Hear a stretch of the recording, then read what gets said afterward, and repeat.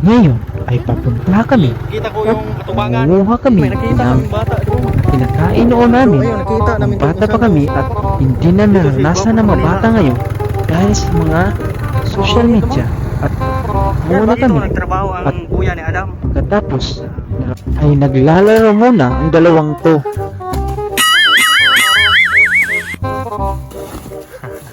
Itawa.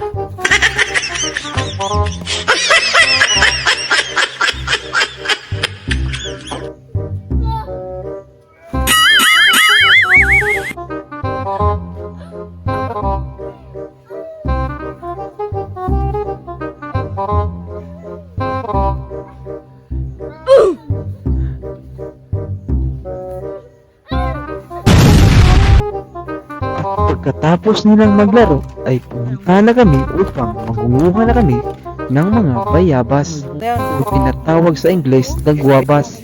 At dito sa puntong to ay nakakuha na ako pero hindi siya masyadong mahinog. At dito sa puntong to ay pumunta na kami dito sa Katunggan upang manguha na kami ng mga tinatawag namin noon na series. Maliliit na series pero hindi yung truck na series yung series. At dito sa puntong to ay kinuha na ni Christian ang kamansilis. Yan ay kinakain namin noon nung bata pa kami at ngayon ay hindi na nila alam ng mga bata ngayon na makakain pala ito. At dito sa puntong to ay nag-show muna kami sa aming pagkain ng mga series. At sa puntong to ay nag-show na rin ako kung paano kumain pero ang asim ng series na ito at hindi ko na namalayan. Sa puntong to ay pumunta na kami sa aming pagkukunan ng sampalok upang ating tikman at sobrang asim nito. At sa puntong to ay umakyat ng aking kaibigan na ang pangalan ay si Adam upang mangunguha na kami ng mga sampalok. At sa puntong to ay naghinay-hinay na siyang umakyat. At pagkatapos niyang umakyat, ako naman ang aakyat. At tignan niyo kung paano ako aakyat. At sa puntong to ay nakaakyat na ako. At gumisip ako kasi ang dali lang akyatin ng puno ng sampalok nito. At pagkatapos si Christian na din, umakyat na din siya at natawa rin siya.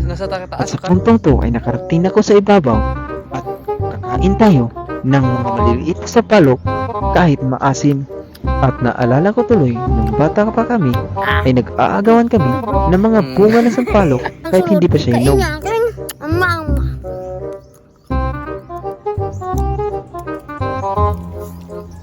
Tagal pa.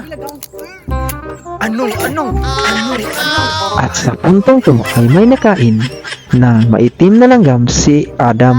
At pagkatapos nun ay bumaba na kami upang umuwi kasi baka hinahanap na kami ng aming mga magulang.